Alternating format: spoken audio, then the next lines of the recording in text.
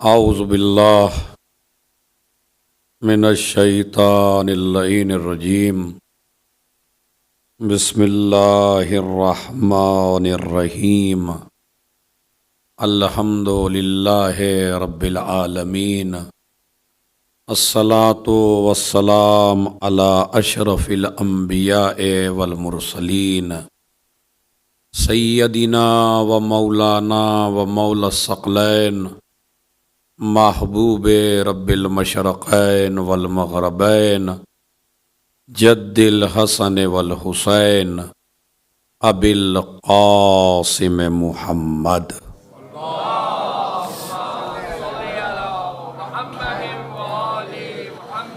وعلی اہل بیتہ الطیبین الطاہرین المعصومین المظلومین الذین اذھب اللہ عنہم الرجس وطہرہم تطہیرا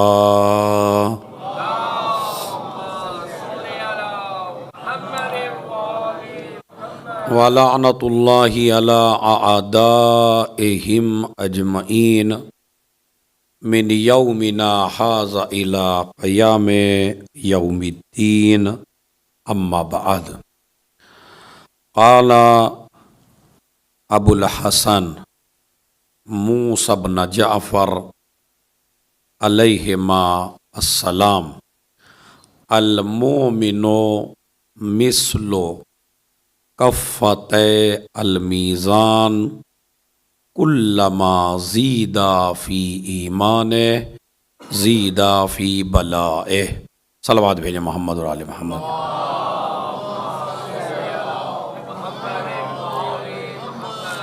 جیسا کہ آپ حضرات کو معلوم ہے کہ آج کی یہ رات بڑی غمناک، المناک، مصیبت ناک اور شیعوں کے لیے ایک قیامت کی رات، اس لیے کہ ہمارے اور آپ کے ساتویں امام موسیٰ کاظم علیہ الصلاۃ والسلام کی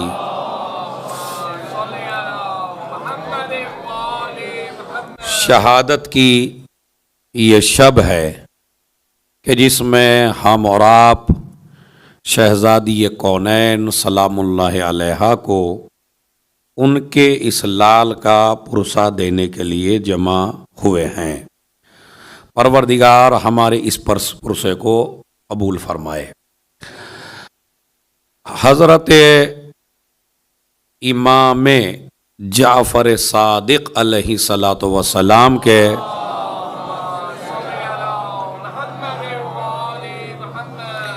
بیٹوں میں سے ایک بیٹے ہمارے ساتویں امام ہیں کہ جن کی والدہ کا نام حمیدہ خاتون ہے، باپ صادق آل محمد ہیں اور ماں جناب حمیدہ ہے۔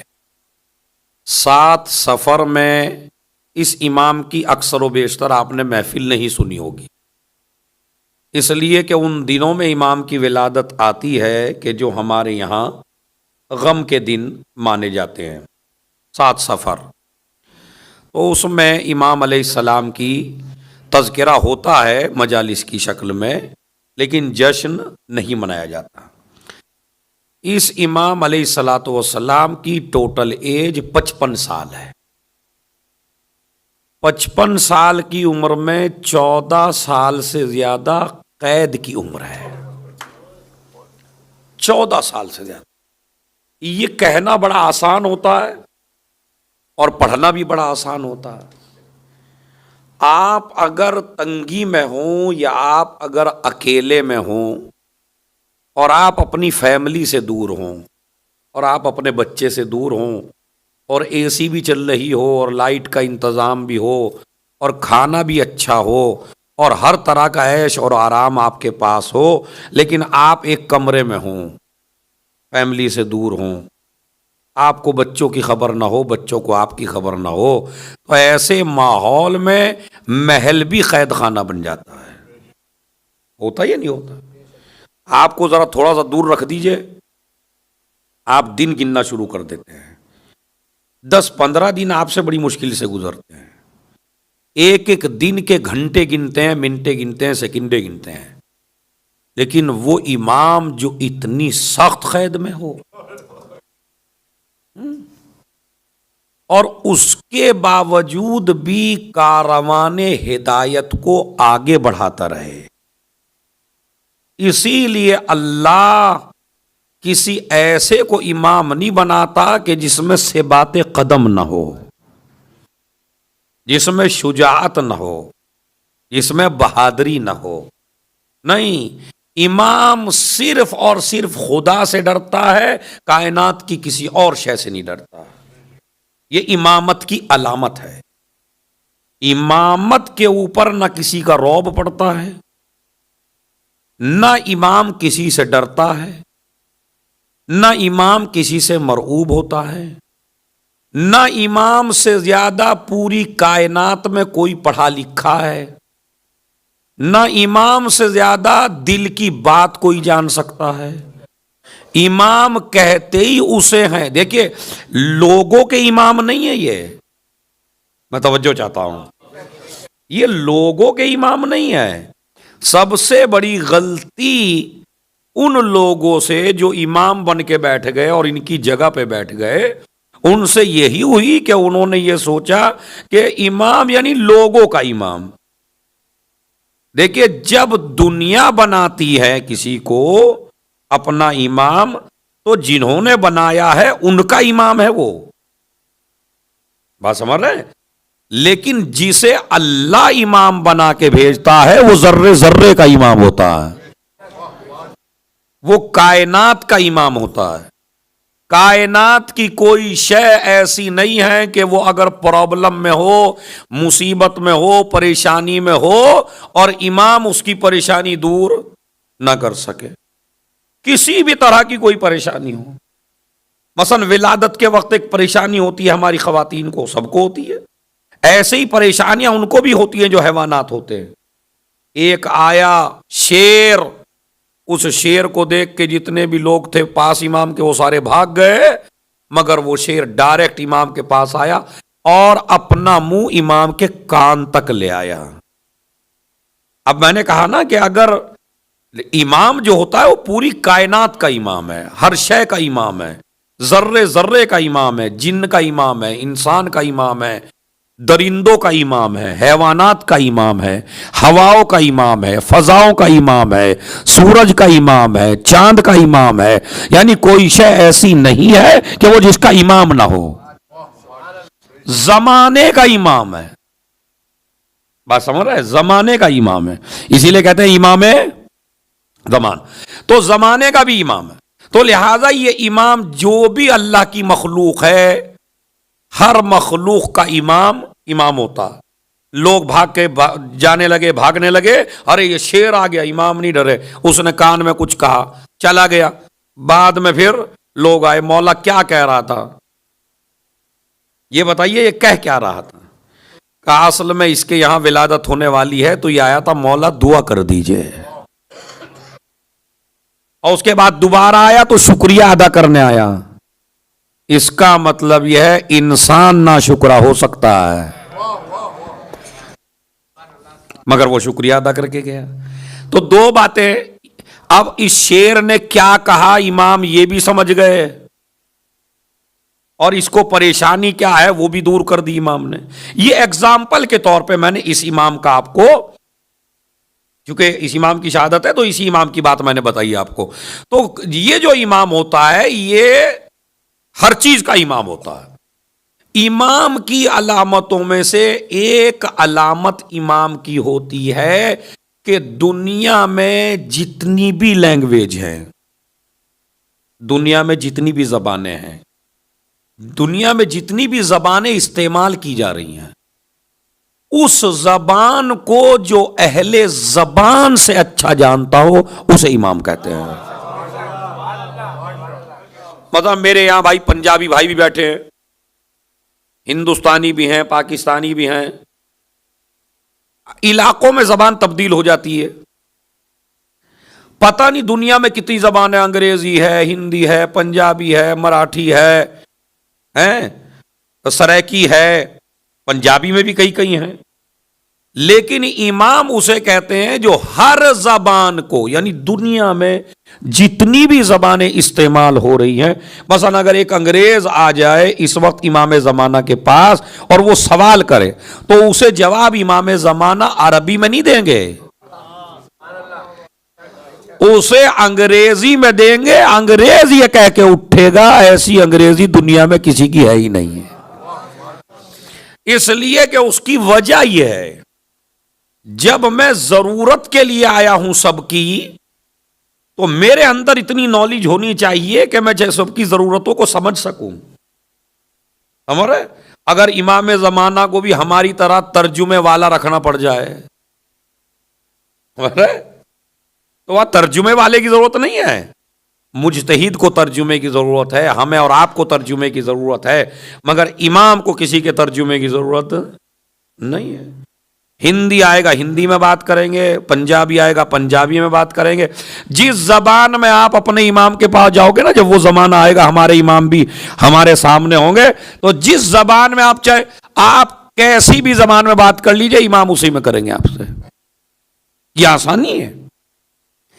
اس لیے امام اللہ اسے ہی بناتا ہے جیسے بناتا ہے، اس کو نالج اتنی دیتا ہے، اس کو تعلیم اتنی دیتا ہے، اسی تعلیم کے کچھ باتیں آپ حضرات کی خدمت میں۔ تو ٹوٹل عمر میں نے آپ کو بتائی 55 سال، 14 سال قید میں گزرے ہیں، اور اس کے علاوہ ماں کا نام حمیدہ ہے۔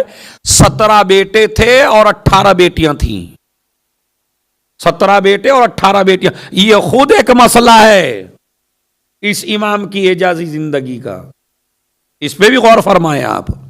یعنی جس امام کو قید میں سب سے زیادہ اس لیے رکھا گیا کہ اس کی نسل نہ بڑھے، تو اللہ نے سب سے زیادہ نسل بھی اسی امام کو دی۔ ارے میں توجہ چاہتا ہوں بھائی، ہیں ہونا تو یہ چاہیے تھا کہ بھائی اس امام کی سب سے کم نسل ہوتی، لیکن چونکہ وہ قید میں اسی لیے ڈال رہے ہیں نسل آگے نہ بڑھے ان کی، تو اللہ تو جو چیز جس لیے آپ نے کام کیا ہے اسی کو تو رد کرتا ہے پروردگار۔ فرعون کا ارادہ کیا تھا؟ موسیٰ پیدا، بھئی یہی تو ارادہ تھا، تو اب اللہ نے کیا کیا؟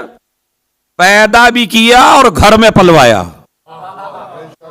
اور بچے تو اپنے گھروں میں پلے، مگر موسیٰ کس کے گھر پلے ہیں؟ اسی طرح یہ امام قید میں رہے۔ میں توجہ چاہتا ہوں ماشاءاللہ لوگ تھوڑا اگر ابھی سے تھوڑا سا آگے آ جائے تو جو آئے گا بس وہ پیچھے بیٹھتا رہے گا۔ صلوات پڑھے محمد اور آل محمد پر۔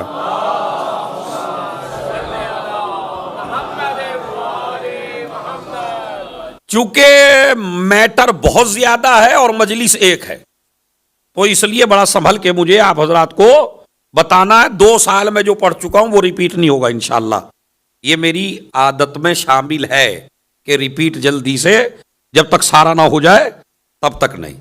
تو لہذا امام علیہ الصلوۃ والسلام 14 سال قید میں رہے، جاتے رہے، آتے رہے، چھٹتے رہے، پھر آتے رہے، اس طرح زندگی گزرتی رہی۔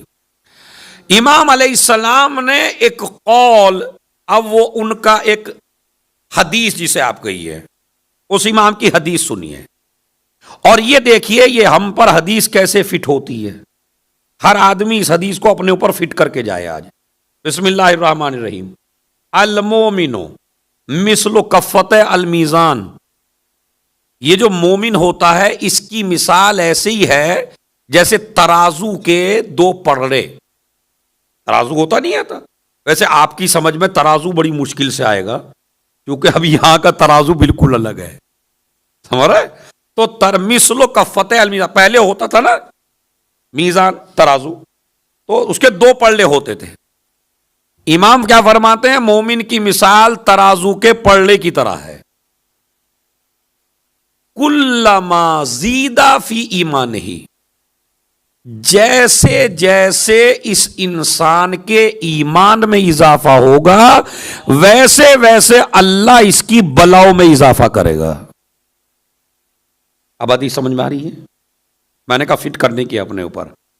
جیسے جیسے ہم اپنی خوش بختی کا معیار یہ سمجھتے ہیں کہ ماشاء اللہ جب کسی بڑی بڑے حالات بڑھیا ہیں، نماز بھی وقت پہ پڑھی نہیں پڑھی، روزہ بھی رکھا نہیں رکھا، زیارت پہ بھی گیا نہیں گیا، مگن ہوں اپنی تجارت میں اور مگن ہوں، اور مولانا جو مستقل نماز پڑھتے ہیں، مستقل مجلس میں جاتے ہیں، ان پہ کچھ بھی نہیں ہے، اور ایک میں ہوں وقت پہ جاتا ہوں، اگر وہ بھی موقع مل گیا تو اتنا میرا کام اور کرم خدا تو دیکھیے آپ میاں، بارش ہو رہی ہے دولت کی، بارش ہو رہی ہے پیسے کی، اتنا پیسہ اتنا آرام، اور مرض تو دیکھا ہی نہیں ہے، بیماری تو دیکھی نہیں ہے۔ جب تم ایسے ہو جاؤ کہ تم کو کوئی پریشانی نہ آئے 40 دن میں، تو اپنے کو چیک کرو کہیں اللہ نے آزمانا تو نہیں چھوڑ دیا ہے، کہیں اللہ آزمائش بند تو نہیں کر دی، کہیں ہم دلدل میں تو نہیں پھنسے ہوئے ہیں۔ کہتے ہیں ایسا آدمی عذاب کا انتظار کرے کہیں ایسا نہ ہو اس پہ عذاب آ جائے، کس میں مبتلا، کس گناہ میں مبتلا ہے یہ، ٹھیک ہے۔ امام فرماتا کلما زید فی ایمانہ، جیسے جیسے آپ کا ایمان بڑھتا ہے ویسے ویسے آپ کا امتحان بھی بڑھتا ہے، اللہ لیتا، کچھ نہ کچھ ہوتا ہی رہتا ہے۔ ہم نے تو یہی دیکھا مومنوں کو، یہ مول صاحب حالات ٹھیک چل رہے تھے، کبھی اس کی ٹینشن، کبھی اس کی ٹینشن، کبھی یہ ٹینشن، کبھی اپنی ٹینشن، کبھی گھر والوں کی ٹینشن، کبھی اس مومن کی ٹینشن۔ یہی ہے تمہارے درجات میں اضافے کا سبب۔ امام کہتے ہیں جیسے جیسے تمہارے ایمان میں اضافہ ہوگا ویسے ویسے تمہاری بلاؤں میں اضافہ ہوگا۔ اور اب جملہ کہنا میرا کام ہے اور جو بیٹھے ہیں اس کو سراہنا آپ کا کام ہے، مگر ان بلاؤں سے آپ کو گھبرانے کی ضرورت نہیں ہے، ان مشکلوں سے آپ کو گھبرانے کی ضرورت نہیں ہے، اس لیے کہ وہ مومن گھبرائے جس کے پاس مشکل کشا نہ ہو، لیکن جس کے پاس 14 مشکل کشا ہو۔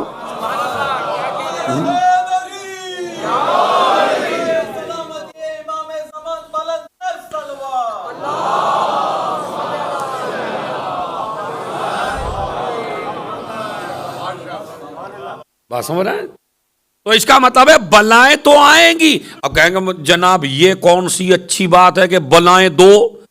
نہیں، اچھی بات تو جب نہیں تھی کہ بلائیں دیتے اور مشکل کشا نہ دیتے۔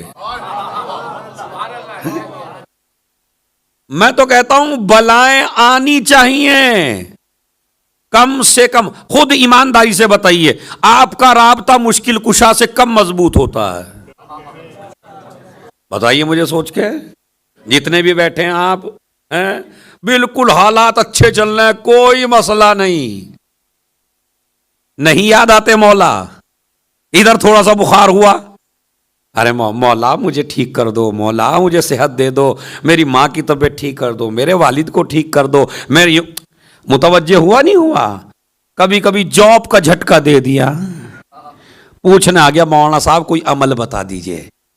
اس کا مطلب ہے پریشانیوں میں رابطہ مضبوط آتا ہے۔ اسی لیے کسی شاعر کے شعر کا مفہوم ہے، سمجھ رہے؟ وہ کہتا ہے کہ جب مجھے گرنے میں زیادہ مزہ آنے لگا، مطلب مفہوم ہے اس کا یہ کہ جب مجھ کو گرنے میں زیادہ مزہ آنے لگا تو میں اپنی طرف سے اور زیادہ گرنے لگا تاکہ جب گروں تو یا علی کہہ سکوں۔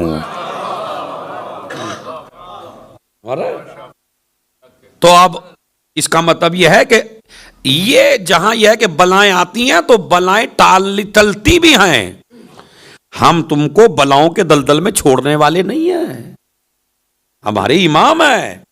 اسی لیے ان کے روزے کوئی سنی کوئی شیعہ کوئی بھی جائے، میں ہر سال ایک واقعہ پڑھتا ہوں، یہاں بھی 2 سال پڑھ چکا ہوں، اب بھی پڑھوں گا، پہلے تفصیل سے پڑھ چکا ہوں، اب خالی اشارہ دینا کہ یہی تو کمال ہے ان کا آل محمد کا، کہ مثلاً اگر آج بھی کسی کا بچہ کوئی قید میں ہو، کوئی پریشانی میں ہو، تو جس امام کا سب سے زیادہ واسطہ کام آتا ہے وہ ہمارا یہ 7واں ہے۔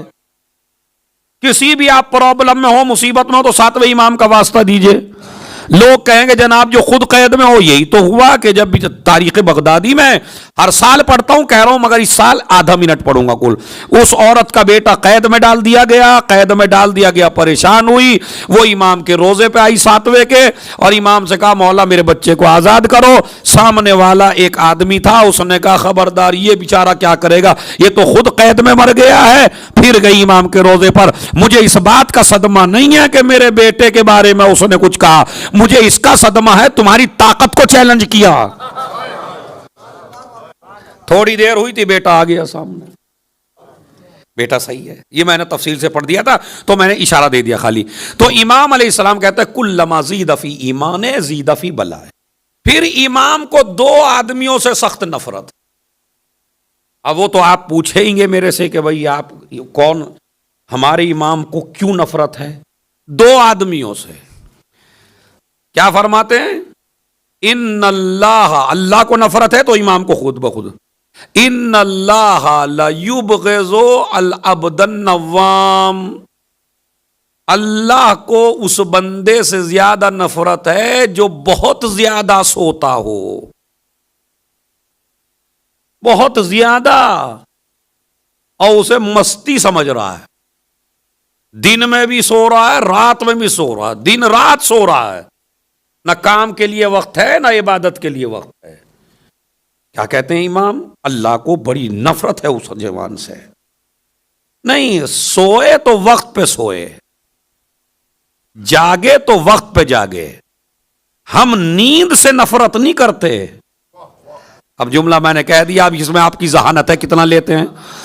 ہم نیند سے نفرت نہیں کرتے. اگر ہم نیند سے نفرت کرتے تو ایک سونے میں علی کو مرضی کا مالک نہ بنا. لیکن یہ جو بندہ کچھ کرتا ہی نا.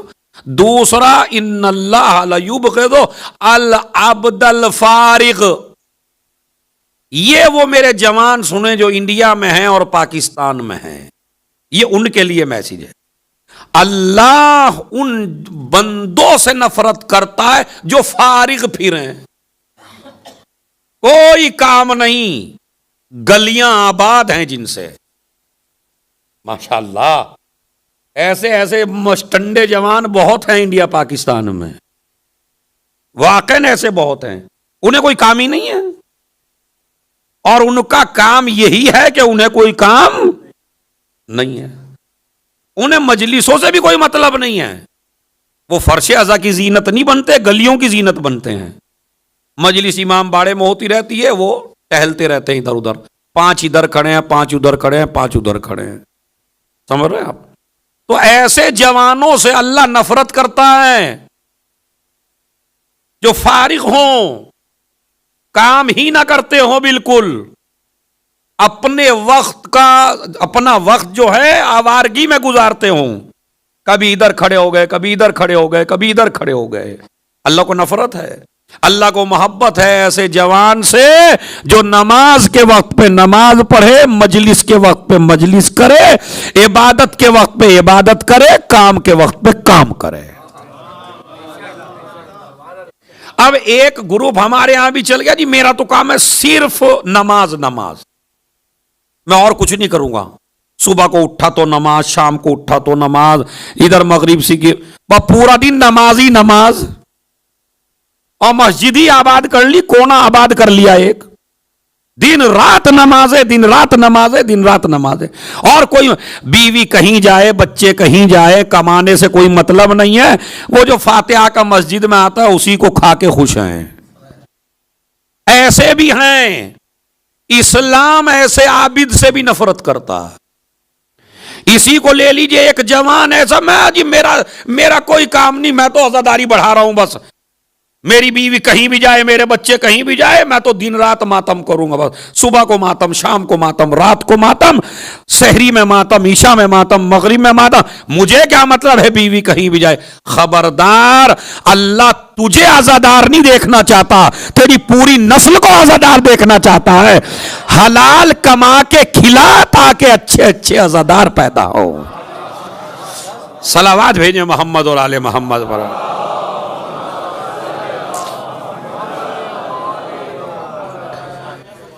اب اگر میں کہوں ہو سکتا ہے میری کلپ بنا دے کوئی اسی کی کہ ماتمیوں کو یوں کہہ دیا، اسی لیے میں نے نمازی کی مثال پہلے دی ہے، کیونکہ اتنا تو چالاک میں بھی ہوں بھائی، کیونکہ ہماری جو قوم ہے وہ نماز کے مسئلے میں کچھ بھی کہہ دے کوئی، اس پہ کوئی بات نہیں، لیکن ان کی عقیدت کے خلاف کوئی بول دے پھر تو یہ جلوس نکالنے کو تیار ہیں، اور ایسے ایسے جنہیں دین کا پتہ بھی نہیں، بیچاروں کو املا کیا ہے دین کا، عزاداری انہوں نہیں پتا کہ الف سے ہے یا عین سے، اتنے بڑے پڑھے لکھے ہیں مگر وہی عزاداری کے ٹھیکیدار ہیں، سمجھ رہے؟ تو آج کل عزاداری کا ٹھیکیدار بھی وہ بن جاتا ہے جو پیسہ زیادہ دے دے وہی عزاداری کا ٹھیکیدار۔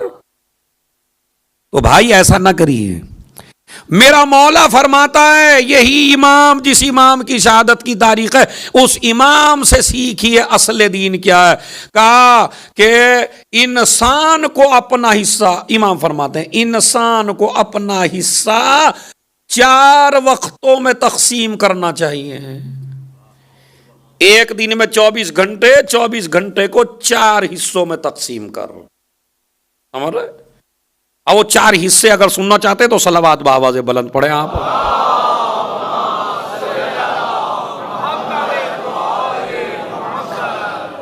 ان یکون ساعاتکم یا زمانکم 4 ساعات، تمہارا ٹائم ٹیبل جو ہے وہ 4 حصوں میں ہونا چاہیے۔ پہلا حصہ لمناجات اللہ، ایک وقت دو اپنے پروردگار کو جس میں آپ اللہ سے راز و نیاز کر سکو، یہ ایک وقت ہے۔ اب آپ 24 گھنٹے میں سے آپ لگا لیجئے صبح کی نماز میں کتنی دیر لگتی ہے بھائی آپ کو؟ 2 منٹ، 2 منٹ لگا لو، کتنی منٹ لگ جائیں گی 17 رکعت میں؟ نہیں ایک ہی تو لگاؤ گے یار، اتنی لمبی نہیں پڑھتے آپ لوگ، ایک رکعت میں 1 منٹ، چلو ایک سے زیادہ نہ لگاؤ، آدھی لگا لیجئے، کتنے ہوں گے بھائی؟ 17، اگر آدھی منٹ لگائے، اور اگر 1 لگائی بہت ہی مطلب اطمینان سے پڑھ کے، کتنے ہو گئے بھائی؟ 34۔ چلو نماز شب کا بھی لگا لیجئے، چلے تو 24 گھنٹے میں سے 40 منٹ ہم میں سے کوئی اللہ کو نہیں دیتا، اور اگر دیتے ہیں تو بیچارے ایسا بھی چلیے گھنٹہ ہی لگا لیجئے۔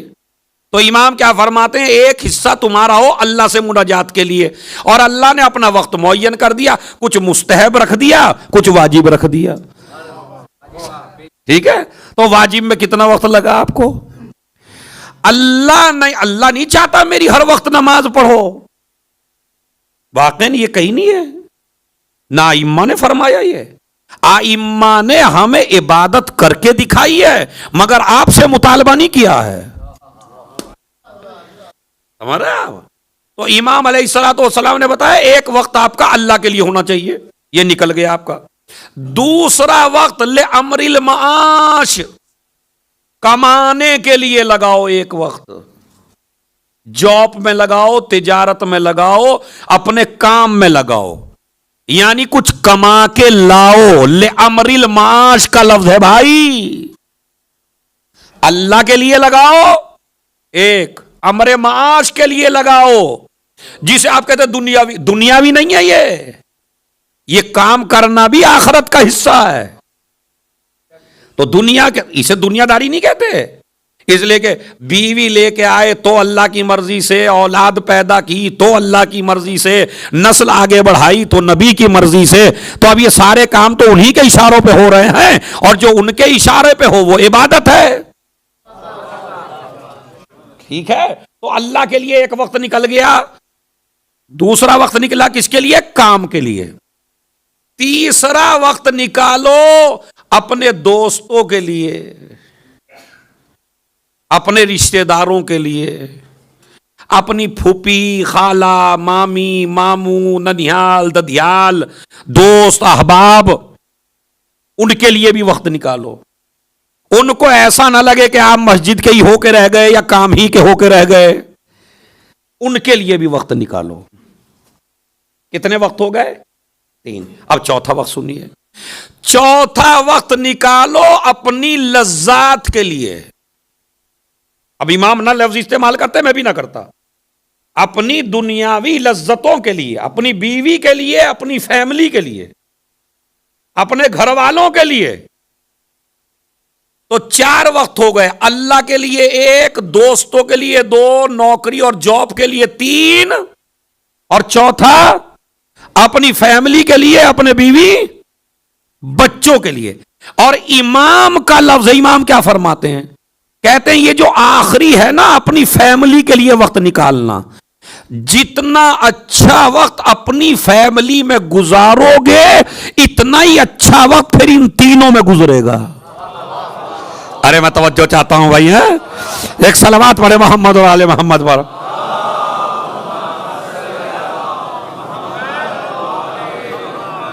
यानी जिसने अपनी बीवी के साथ अच्छी जिंदगी गुजारी उसका वक्त जॉब पे भी अच्छा गुजरेगा, रिश्तेदारों में भी अच्छा गुजरेगा, इबादत में भी अच्छा गुजरेगा। इसीलिए कहा गया कि ये जो इबादत बीवी होती है ये इबादत में मददगार है।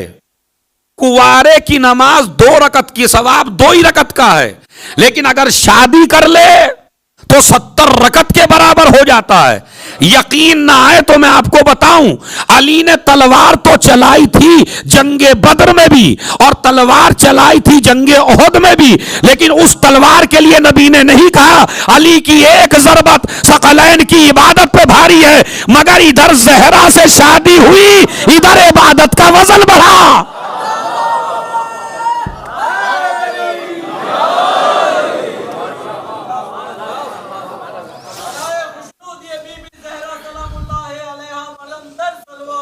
अल्लाहुम्मा।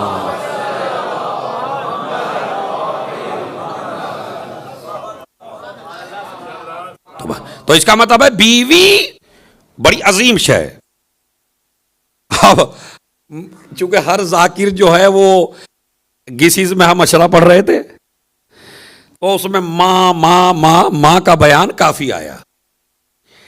एक खातून ने हमें पर्ची लिख के दी वहीं कि जनाब क्या इस्लाम में हमारा भी कुछ है? ये आप हमेशा हमारे शौहरों को जो लगे पड़े 8 दिन से, ये तो पहले से ही ऐसे थे, आपकी मजलिस में आगे तो ये और हो गए। तो अब मेरी माँ बहनें भी बैठी होंगी, वो सुन रही हैं इस मसले को, तो मैंने ये कहा कि भाई मैंने कहा ये मौजू मैं जरूर पढ़ूंगा, लेकिन 11 मुहर्रम को पढ़ूंगा, क्योंकि मुझे मालूम है अशरे के बाद जो 11 मुहर्रम आती है उसके बाद माशाअल्लाह इमाम बाड़े खुद ब खुद खाली से हो जाते हैं, आता नहीं है। अब मैंने जो 11 को देखा तो पूरा गिसिस का इमाम बाड़ा फुल था, बिल्कुल भाई जैसे 9 मुहर्रम में हो। अब मैंने एक से कहा भाई क्या बात है? कहा आज आए नहीं हैं, लाए गए हैं बाकायदा। और औरत पकड़ के लेके आई है। एक सलावत भेजे मोहम्मद वाले मोहम्मद पर।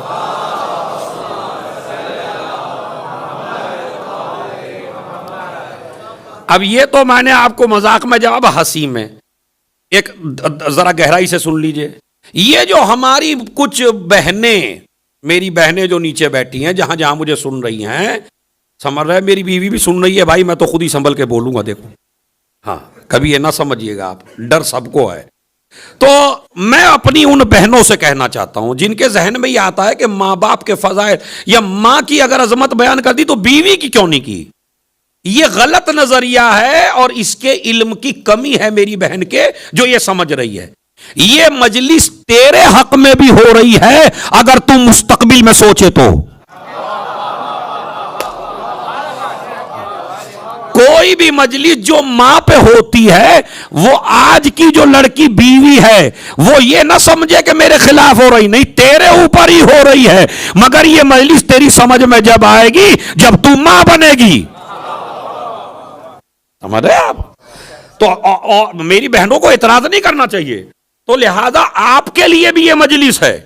लेकिन फिर मैं कह रहा हूं बीवी के अपने, मेरा मौला क्या फरमाता है 7वां इमाम کہ بھائی اگر جتنا اس فیملی کے ساتھ رشتہ مضبوط کرو گے اتنا ہی اللہ سے رشتہ مضبوط ہوگا، اتنا ہی جاب پہ رشتہ مضبوط ہوگا، اتنا ہی دوستوں سے.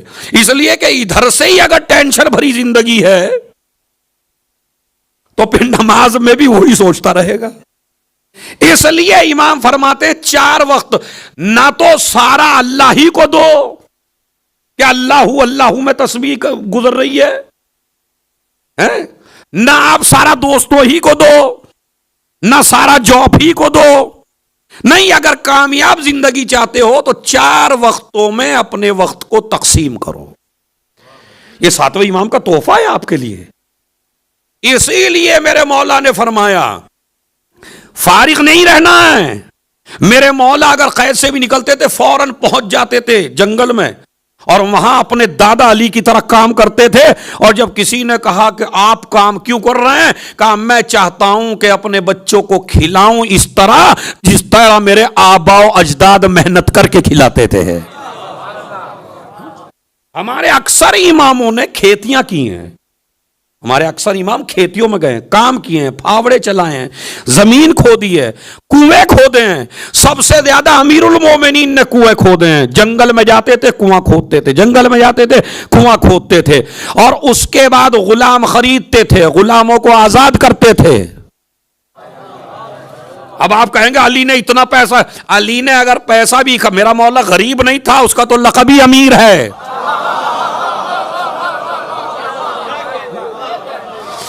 یہ غلط پتہ نہیں کہاں سے وائزین اور ہمارے جو وائز ہیں ذاکر ہیں کہاں سے میرا مولا غریب تھا. کون کہتا ہے غریب تھا بھائی؟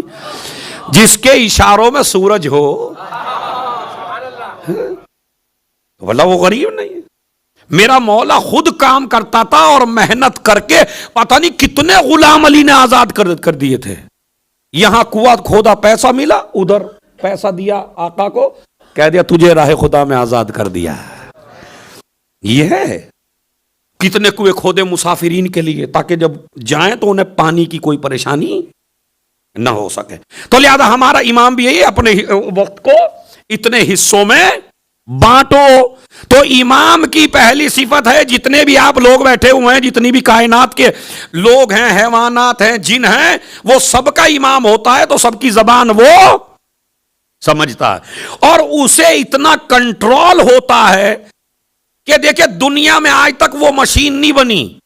آپ کے ہاتھ پہ کنٹرول کر لیں گے، آپ کے پیروں پہ کنٹرول کر لیں گے، کسی بھی طرح کنٹرول کر لیں گے. آج تک وہ مشین ایجاد نہیں ہوئی ہے کہ جو آپ کے ذہن پہ کنٹرول کرے، یعنی وہی سوچیں جو وہ چاہے. بس یہ طاقت بھی اگر کسی کو حاصل ہے اسی کو امام کہتے ہیں. ذہن تمہارا ہے مگر سوچو گے وہ جو ہم چاہیں گے. ایسا ہی ہے. جیسے میں آپ کو بتاؤں باقاعدہ بڑا عجیب و غریب، ہارون رشید نے، زندگی میں نہیں سنا ہوگا، ہارون رشید نے جب امام کو قتل کرانے کی سازش کی اور کئی دفعہ کوشش کی قتل کر دیے جائیں امام. اب جب امام کو قتل کرانے کی کوشش کی تو اس نے سوچا جس کے پاس بھی ذرہ برابر دین ہے وہ امام کو قتل نہیں کر سکتا. تو ایسے جاہل غلام نہ جانے کسی ملک سے لائے گئے 30-35 جاہل بالکل، جنہیں دین کی ذرہ برابر نالج نہیں، ان کو لایا گیا کہیں سے. اور اس کے بعد ہاتھوں میں تلواریں دے دی، اور ہاتھوں میں تلواریں جیسے ہی یہ امام میرے پاس دربار میں آئے فوراً اس کے اوپر ٹوٹ پڑنا، 35 تلواریں ایک ساتھ پڑیں گی، قتل ہو جائے گا، بعد میں سنبھال لوں گا. اب جیسے ہی یہ گئے اور یہ وعدہ ہوا کہ ہاں ایسا ہی ہوگا، اور شراب انہیں پلائی جا رہی ہے، شراب کا نشہ دیا جا رہا ہے انہیں کہ جب یہ آئے تو قتل کر دیں گے. اب جیسے ہی امام آئے سارے غلام قدموں میں گر گئے. سارے غلام سنیے، ابھی سارے غلام قدموں میں گر گئے. جو سارے امام قدموں میں گرے تو اس نے 1 دفعہ کیا، 2 دفعہ کیا، 3 دفعہ کیا. ان لوگوں نے کہا بھئی ہماری مجبوری یہ ہے، اچھا ابھی تک وہ پہچانے بھی نہیں امام کو، ہماری مجبوری یہ ہے کہ جب یہ آتا ہے تو ہمارے دل کانپنے لگتے ہیں. کہاں سے اتنی طاقت ہے؟ اچھا ٹھیک ہے. ہارون رشید نے کہا میں ایک دوسرا طریقہ اپناتا ہوں. دوسرا طریقہ کیا ہے؟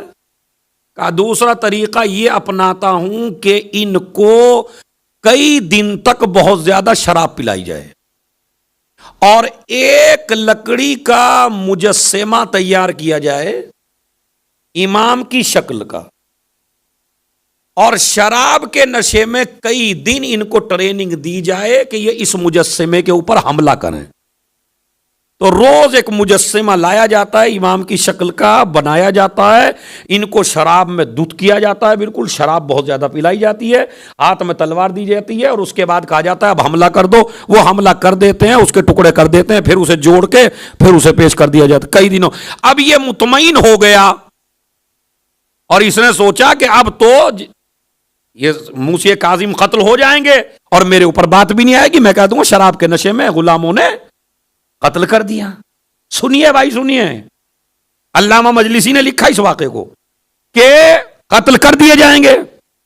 جب کافی ٹریننگ دے دی تو امام کو پھر بلایا دربار میں، بلکہ اب دربار کو چھوڑ دیا جنگل میں، کہیں ان کی اہمیت، اور ایک جگہ لے گئے، لے جا کے ان کو چھوڑا، اس کے بعد امام کو ان کے سامنے پیش کیا۔ شراب کے نشے میں یہ چور تلوار لے کے چلے، امام نے ایک ایک کی زبان میں بولنا شروع کیا۔ اب جو جہاں کا تھا اس نے کئی کافی عرصے کے بعد اپنی زبان سنی، فوراً امام کے قدموں میں گر پڑے۔ پھر ہارون نے کہا ارے اب کیا ہو گیا تھا؟ کہا تم اگر قتل کرانا چاہتے تھے تو کسی اور کو کراتے، یہ تو وہ ہے جو ہر سال ہماری مصیبتوں کو حل کرتا ہے، تو یہ سمجھتا ہے کہ یہ تیری قید میں ہے، ہمارے لڑائی ہوتی ہے تو صلح یہ کراتا ہے، قحط آتا ہے تو روزی یہ دیتا ہے۔ تو قتل نہیں ہو پائے امام علیہ الصلوۃ والسلام، تو لہذا اس نے ایسا بھی کیا ہارون رشید نے۔ اس کے بعد ہارون نے بہانے تلاش کرنے شروع کیے، اور سب سے پہلے میں آپ کو ایک اعلان کرنا چاہتا ہوں، ماشاءاللہ آپ کافی لوگ ہیں اور اس عزا خانے میں امام علی رضا میں ماشاءاللہ کافی مجالس ہوتی ہیں، کافی محافل ہوتی ہیں، اور وہ آپ ہی کے تعاون سے ہوتی ہیں۔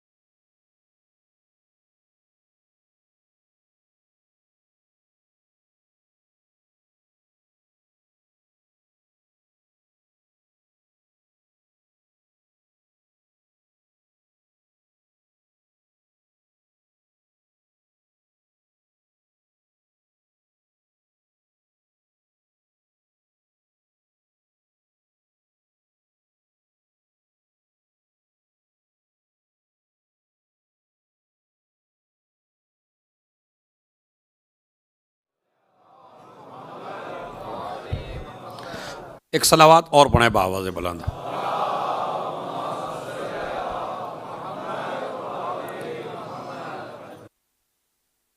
اس امام علیہ الصلوۃ والسلام کے جو دو لقب ہیں، باب الحوائج ایک، عبد صالح دو، یہی جناب عباس کے بھی ہیں، باب الحوائج اور عبد صالح۔ کاظمین میں آپ کی قبر ہے، روزہ ہے، ہر ایک کی پریشانی دور ہوتی ہے۔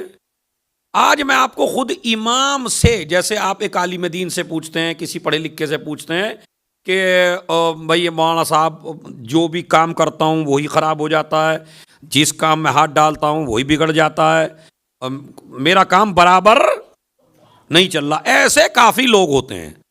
تو میں ابھی علامہ مجلسی کی کتاب دیکھ رہا تھا، تو اس میں نے پڑھا کہ ابو القمقام ایک شخص تھا، اس کو سیو کر لیجئے، ابو القمقام ایک شخص تھا۔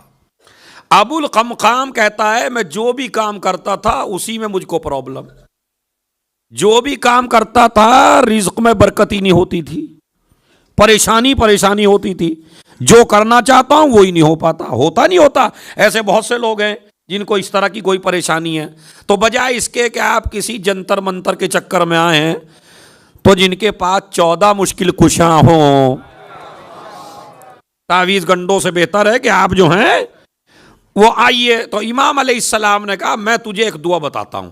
اب کتنی عظیم دعا ہوگی جو 7واں امام بتا رہا ہے۔ 7ویں امام نے ایک دعا بتائی، رزق کی تنگی کے لیے، کاروبار کی ترقی کے لیے، اقتصاد کی مضبوطی کے لیے، کام ہوتے ہوتے بگڑ جاتا ہے اس کے لیے ایک دعا بتائی ہے، اور وہ دعا سن لیجئے، بسم اللہ الرحمن الرحیم۔ امام نے فرمایا بس ایسا کرو۔ اچھا، جب بھی امام سے کوئی دعا پوچھی گئی نا، وہ ہماری طرح نہیں بتائی امام نے، کیونکہ ہم تو ایسی دعا بتاتے ہیں جس میں تمہارا گھنٹہ 2 گھنٹہ لگے۔ امام کبھی اتنی لمبی چوڑی دعا نہیں بتاتے تھے، بلکہ امام تو یہ کہتے تھے جو لمبی کا سننے والا ہے وہی چھوٹی دعا کو بھی سنتا ہے، سمجھ رہے ہیں؟ یہ کہتے تھے۔ تو امام نے کہا 10 مرتبہ نماز فجر کے بعد، ادھر نماز فجر پڑھی، نماز فجر کے بعد 10 تسبیح زہرا سلام اللہ علیہ کے بعد 10 مرتبہ یہ دعا پڑھے، سبحان اللہ العظیم و بحمدہ۔ ذرا دہرائیے، سبحان اللہ العظیم و سبحان اللہ العظیم و استغفر اللہ و اتوب الیہ۔ یعنی 3 چیزیں بتائی امام نے، کیا؟ سبحان اللہ العظیم و بحمدہ 1، استغفر اللہ و اتوب الیہ 2، وَأَسْأَلُهُ عَنْ فَضْلِهِ، وَأَسْأَلُهُ، یعنی 3 جملے ہیں، سبحان اللہ العظیم و بحمدہ 1، استغفر اللہ و اتوب الیہ 2، اسألہ عن فضلہ۔ یہ جو تیسرا جملہ ہے اسی پہ توجہ چاہتا ہوں، اسألہ عن فضلہ، میں تجھ سے سوال کر رہا ہوں تیرے فضل کا۔ امام نے عدل کا لفظ نہیں کہا، عدل کا مطلب ہوتا ہے بندے کو اتنا دینا جس کا مستحق ہو۔ فضل میں پروردگار تجھے مجھے نہیں دیکھنا، اپنی عطا کو دیکھنا ہے۔ الہی عاملنا بفضلک ولا تعاملنا بعدلک، پالنے والے محشر میں میرے ساتھ اپنی عدالت سے کام نہ لینا، اپنے فضل سے کام لینا۔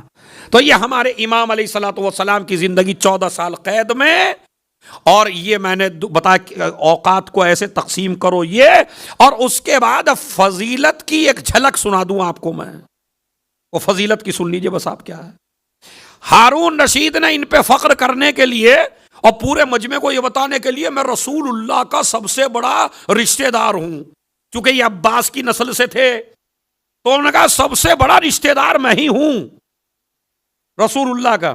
رسول کی قبر پہ پہنچا، السلام علیک یا ابن العم، اے میرے چچا کے بیٹے تجھ پہ میرا سلام۔ پورا مجمع یہ تو بڑا رشتہ دار ہے، بڑا رشتہ دار ہے۔ میرا مولا یہ منظر دیکھ رہا تھا، 7واں امام فوراً مسجد نبوی پہ پہنچے، نانا کے روضے پہ پہنچے، السلام علیک یا ابتا، اے میرے بابا تجھ پہ سلام۔ اور انہوں نے کہا چچا کے بیٹے تجھ پہ سلام، انہوں نے کہا اے میرے باپ تجھ پہ سلام، انہوں نے کہا تم تو علی کے بیٹے ہو، مجمع کہنے لگا فقر تو یہ ہے واقعاً کہ پوری دنیا رسول کہہ کے سلام کرتی ہے، یہ سلام کہتے ہیں باپ کر کے۔ انہوں نے کہا یہ تو علی کے بیٹے ہیں، علی کے بیٹے ہیں یہ، ان کو رسول کی اولاد کیسے کہی جا سکتی ہے؟ ایک مرتبہ کہا بتا عیسیٰ کا باپ کون ہے؟ کہا کوئی نہیں تھا۔ کہا عیسیٰ کو قرآن نے بیٹا کہا ابراہیم کا، تو اگر مریم کی وجہ سے عیسیٰ بیٹا ہے تو فاطمہ کی وجہ سے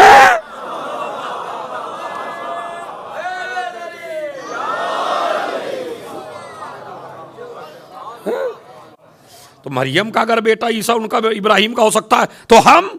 اس کے بعد کا دلیل دو۔ اچھا بھائی دلیل سنیے، دیکھیے اگر میں پڑھ رہا ہوں تو مجھے داد دیجئے، اور اگر امام کی بات ہو تو امام کو داد دیجئے، اس پہ ثواب ہوگا، اور دیکھتا ہوں اپنے امام کو کتنی داد دیتے ہو۔ امام نے بتا کیا کہا؟ امام نے کہا دلیل دوں تجھے؟ کہا دلیل۔ کہا ایک مسئلہ تو ہی بتا دے۔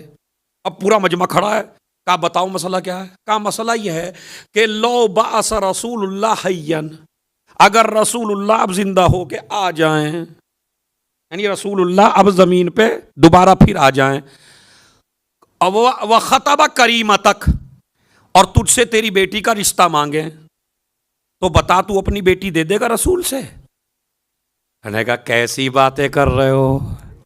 ارے ایک دم سے دوں گا بھائی، خوش ہو کے دوں گا، یہ تو میرا نصیب ہے کہ وہ مجھ سے مانگے۔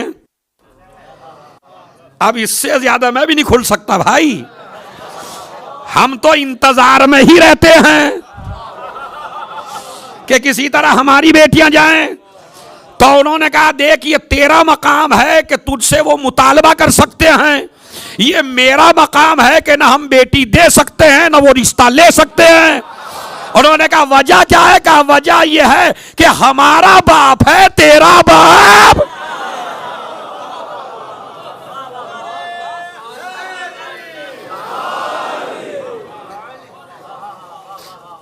بھائی رسول اللہ ہم سے رشتہ نہیں مانگ سکتے چونکہ ہم تو اولاد ہیں، اولاد میں رشتے نہیں ہوتے۔ اب بعض لوگوں کے یہ منطق سمجھ میں نہ آئی تو امام نے اور ہلکا کیا۔ اب ہلکا سنیے کیا ہے۔ کہا اچھا ایک بات بتا، تجھے پتا چل جائے گا ہماری رشتہ داری کا اور اپنی رشتہ داری کا رسول سے۔ کہا بتائی؟ کہا اگر تیرے گھر میں تیری عورتیں بیٹھی ہوں ننگے سر تو کیا رسول اللہ ایک دم سے آ جائیں گے تیرے گھر میں؟ کہنے لگا نہیں آ سکتے۔ کہا کیوں؟ کہا رشتے دار پڑا ہو لیکن پردہ تو ہماری عورتوں پہ واجب ہے۔ کہا بس یہ تو ہے، ہمارے گھر میں رسول ہر وقت آ سکتے ہیں، اس لیے کہ ہم اولاد ہیں۔ تو لہذا عزیزو یاد رکھی یہ اولاد رسول ہے۔ اسی لیے زیارت امام موسیٰ بن جعفر الکاظم میں جب آپ پڑھیں گے تو اس میں اشہد انک ابن رسول اللہ حقا، میں گواہی دیتا ہوں کہ واقعاً تم رسول کے بیٹے ہو۔ سمجھ رہے آپ؟ میں گواہی دیتا ہوں کہ آپ رسول کے بیٹے ہو۔ اسی طرح ایک پریشانی تو انہوں نے کر رکھی تھی، دوسری پریشانی کر رکھی تھی امام کی اولاد نے۔ یہ جو امام کے بھائی تھے، عبداللہ تھا، اسماعیل تھا۔ اسماعیل تو جب مر گئے تو امام نے کئی صحابہ کو بلایا، کہا یہ مر گئے ہیں۔ ایک کو بلایا پردہ ہٹاؤ، پردہ ہٹایا، زندہ ہیں مر گئے؟ کہا نہیں مر گئے۔ پھر دوسرے صحابی کو بلایا، کہا زندہ ہیں یا مر گئے؟ ہر صحابی سے کہا ان کا چہرہ دیکھو، دفنانے کے بعد پوچھا، غسل کے بعد پوچھا، جنازے کے بعد پوچھا، سارے صحابہ سے بار بار پوچھ رہے ہیں۔ کیوں؟ اس لیے کہ امام جانتے ہیں خطرہ کیا ہے، لوگ کہیں گے یہی امام ہیں۔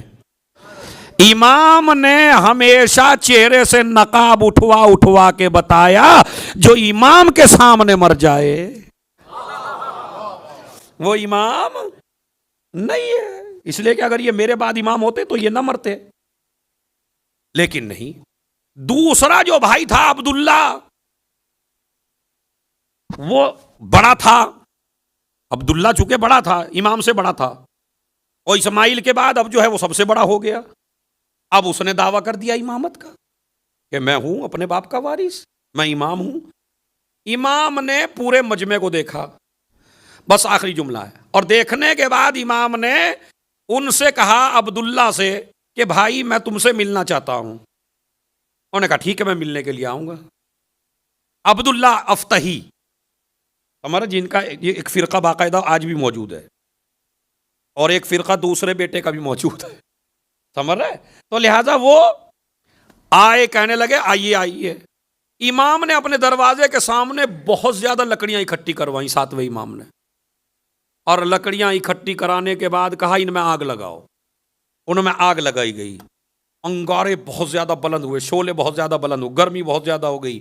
امام اطمینان سے اٹھے, پورے مجمع کو بلا لیا, عزت دار لوگوں کو بلا لیا, حکومت کے لوگوں کو بلا لیا. اب تو سمجھ میں نہیں آ رہا کیا ہونے والا ہے. امام خود گئے, یادگار ابراہیم شولوں میں بیٹھی. ارے میں توجہ چاہتا ہوں بھائی, جملہ ضائع نہ کریے گا آپ.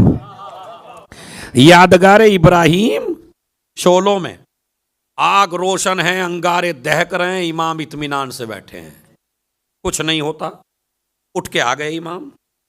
اس کے بعد مجمع کی طرح متوجہ ہو گئی, میں آگ میں گیا تھا, میں نے کچھ تو نہیں کہا ابھی تک کسی کو. کہا بالکل نہیں. کہا بھائی عبداللہ اگر آپ امام ہیں تو آپ بھی اسی طرح آگ میں بیٹھ کے دکھا دیجئے. ارے توجہ چاہتا ہوں میں بھائی, یعنی آگ میں بیٹھ جائیے, اگر آپ امام ہیں تو یہ آگ جلانے والی نہیں ہے. دیکھیں یہاں دعویٰ جو ہے وہ اولاد رسول کا نہیں ہے کہ یہ اولاد رسول ہے عبداللہ یا نہیں. نہیں, یہاں ہے امامت کا مسئلہ. اگر اولاد رسول ہونے کا تھا تو پھر امام آگ بھی نہ جلاتے. انہوں نے کہا آئیے, اس نے کہا نہیں میں نہیں بیٹھ سکتا ہوں, مجھے تو آگ جلا کے راکھ کر دے گی. کہا اس لیے کہ تم امام نہیں ہو. امام اسے کہتے ہیں کائنات کی ہر شے جس کی اطاعت کرے, ہر شے اس کی. عباس نے یہی تو کہا تھا مولا علی سے, رسول دنیا سے جا چکے, میں چچا ہوں, میں وارث ہوں اس گھوڑے کا, اس تلوار کا, اس زیرہ کا. امام نے کہا چچا اس میں گھبرانے کی کیا بات ہے, ذرا ادھر آؤ سامنے. اب وہ سامنے آئے, مجمع اکٹھا کیا, کہا پہنو رسول کا لباس. اب رسول کا لباس پہن رہے, جسم پہ پورا نہیں اترتا. کہا چلو یہ نہیں آتا تو ذوالفقار اٹھا لو, پوری طاقت لگا لی. ذوالفقار نہ اٹھنی تھی نہ اٹھی. اس کے بعد کہا چلو یہ بھی نہیں ہے, یہ ذوالجناح ہے, یہ نبی کی سواری ہے, یہ گھوڑا ہے, اس پہ بیٹھ جاؤ. پوری کوشش کر لی, نہیں بیٹھ پائے. اس کے بعد کہا اب دیکھو کھڑے ہو کے, خود لباس پہنا, پورا اترا. بیٹا حسن تم پہنو. حسن نے لباس پہنا تو پورا اترا. بیٹا حسین تم پہنو. اس کے بعد کہا حسن تم ذوالفقار اٹھاؤ. حسن نے اٹھا لی. امام حسین کی عمر کم تھی, بیٹا اب تم اٹھاؤ. انہوں نے بھی اٹھا لی. اس کے بعد کہا دیکھو ذوالجناح نبی کے وصیحی کو سواری دے گا. بس پہلے امام علی بیٹھے, اس کے بعد کہا بیٹا حسن تم بیٹھو. پھر امام حسن بیٹھے. امام حسین کا قد چھوٹا تھا, جیسے امام نے ارادہ کیا گھوڑے نے پیروں کو بچھا دیا.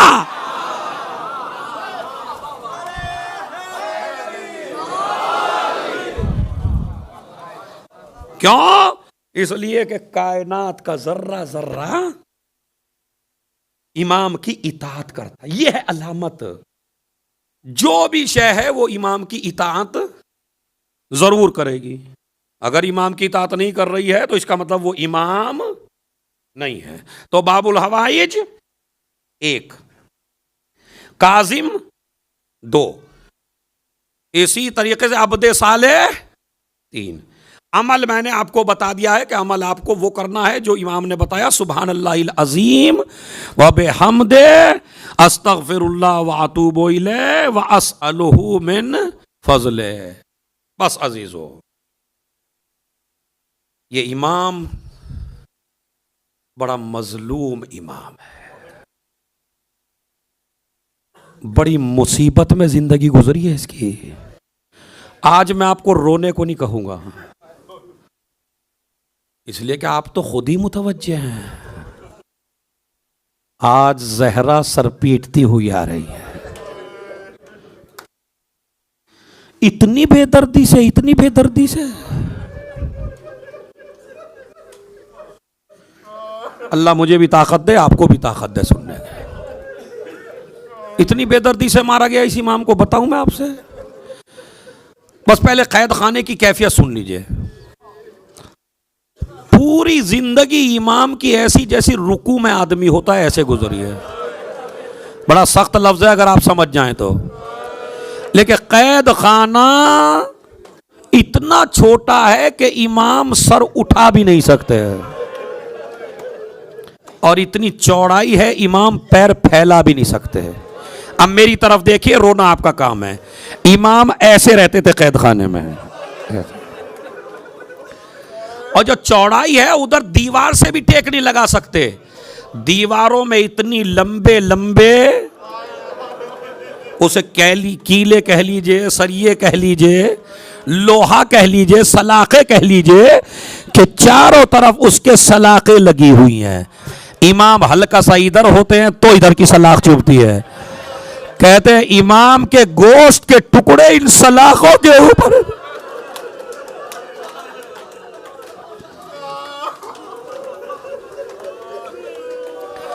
سلاخوں کے اوپر گوشت کے ٹکڑے تھے امام کے.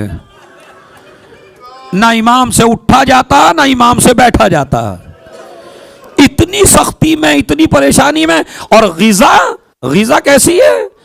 جس میں کنکر پیس کے دی جا رہی ہے. جو کم ہے، کنکر زیادہ ہیں. پانی بالکل گرم ہے. یہ جو کہتے ہیں نا امام جب اگر لیٹے بھی ہیں تو امام دکھائی نہیں دیتے تھے. ایسا ہے روایات میں نے پڑھا ہے کہ جیسے سوراخ ہوتا تھا اور اس سے دیکھتے تھے، تو جیسے چاہنے والے کسی کا کہا مجھے امام کو دیکھنا ہے، کہا چلو. کہتے نہیں مجھے میرا امام تو نظر نہیں آ رہا، ایک چادر دکھائی دے رہی ہے. یعنی امام اتنے کمزور ہو گئے، جسم دکھائی نہیں دے رہے. عجب جس کے 18 بیٹیاں ہوں، اور 18 بیٹیوں میں معصوم قم فاطمہ، اور یہ بیٹی ایسی ہے کہ جب 5 سال کی تھی تو ان کے باپ کو اسیر کر کے لے جایا گیا تھا. جب بھی کوئی جاتا ہے بغداد سے پوچھتی ہے میرے بابا کا کیا حال ہے. ارے مجھے میرا بابا زیادہ یاد آ رہا ہے. ارے میرے بابا کی حالت کیا ہے. تو امام مظلوم اتنی پریشانی میں، اتنے قید میں ہے. اور اسی قید کے عالم میں امام علیہ السلام کو زہر دیا جاتا ہے.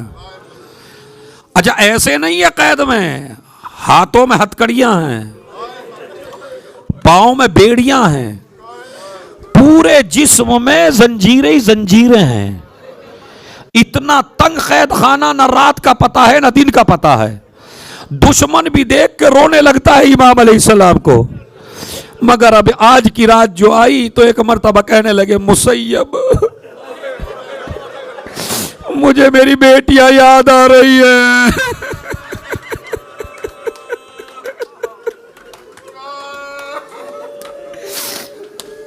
اے مسیب میری بیٹیاں یاد رہی ہے، مولا آپ کو رہا کیسے کریں. کہا نہیں اس کو بارے میں تم نہ سوچو، بس ہم چند منٹ میں گئے اور آئے. زنجیریں خود بخود کھلی، امام نکلے، کیا دیکھا ساری بچیاں سو رہی ہیں. ایک ایک بچی کا چہرہ غور سے دیکھنا شروع کیا. شاید معصوم قم کی آنکھ کھل گئی. ارے میری لال، ارے تیرا بابا. میں کہوں گا مولا بیٹیوں کو دیکھ کے اتنا رو رہے ہیں، مگر معلوم ہے نہ بیٹیاں اسیر ہوں گی نہ بیٹیوں کے تماچے لگیں گے. ہائے حسین، جب سکینہ قریب آئی بابا، ارے آپ بھی جا رہے ہیں.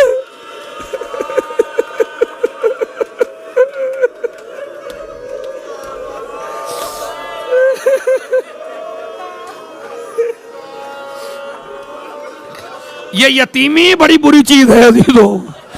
وہ 18 یتیم ہو رہی ہیں، مگر معلوم ہے نہ رسن بدھے گی نہ دیار بدیار پھرائی جائیں گی. اور ادھر سکینہ کی کتنی فکر ہے حسین کو.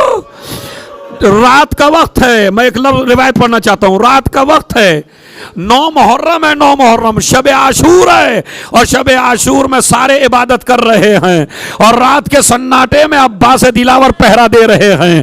عباس دلاور نے کیا دیکھا کہ اندھیرے میں ایک شخص نکلا خیمے سے، اور خیمے کے سامنے کھڑے ہو کے اس نے کچھ اکھاڑ کے کچھ پھینکنا شروع کیا.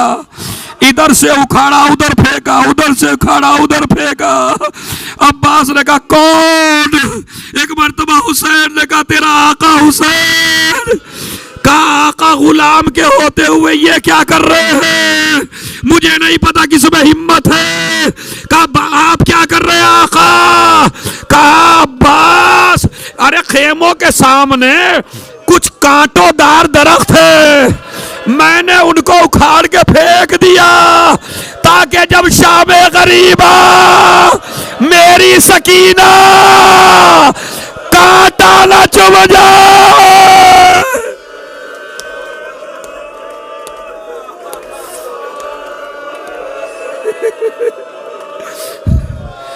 ابو العطا ایک شاعر ہے, وہ غزلیں گاتا ہے, مسخرے شعر کہتا ہے. ہارون رشید نے اسے اپنے دربار میں بلایا.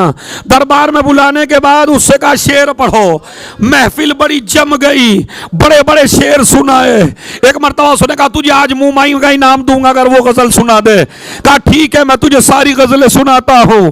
خوش ہو گیا ہارون رشید. کہا بتا تجھے کیا چاہیے؟ ادھر میرے امام کو زہر دیا جا چکا ہے, ادھر اس سے کہتا ہے شاعر سے, مگر اس سے پہلے مقتل سبزواری سے علامہ حسین علی نے ایک واقعہ میں نے سنا ان سے. وہ واقعہ یہ ہے کہ امام خالی زہر پہ اکتفا نہیں کی انہوں نے, شیعوں کو پتا چل گیا امام کو زہر دیا, لوگ آنے لگے. وہ سندی ابن شاہی کا آیا, امام کے سامنے قلم دعوت پھینکا, لکھ کے دو کہ ہم نے تمہیں زہر نہیں دیا ہے. امام نے کہا میں لکھ کے نہیں دوں گا. کہا میں تجھے سزا دوں گا. کہا کیسی سزا؟ کہتے 4-5 کیلے مگائی گئی امام کے سر اقدس زہرا کا لال.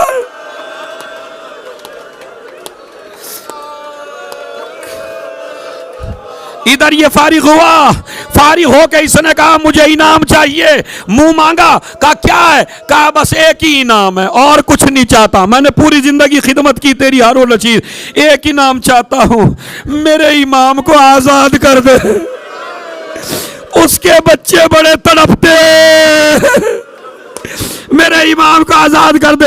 کہا جا کل تیرا امام آزاد ہو جائے گا. اپنے گھر پہنچا, غسل کیا, نہایا دھویا, اپنی بیوی سے کہا آج میرا امام آزاد ہو جائے گا.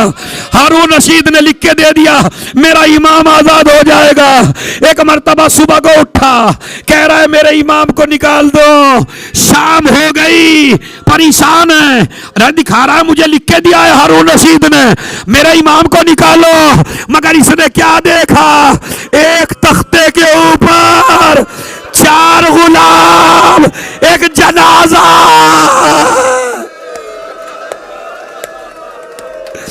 ایک جنازہ لا رہے. کہا یہ کون ہے؟ یہ تیرا امام ہے. بغداد کی گلیوں میں پہنچے, یہ رافضیوں کا امام.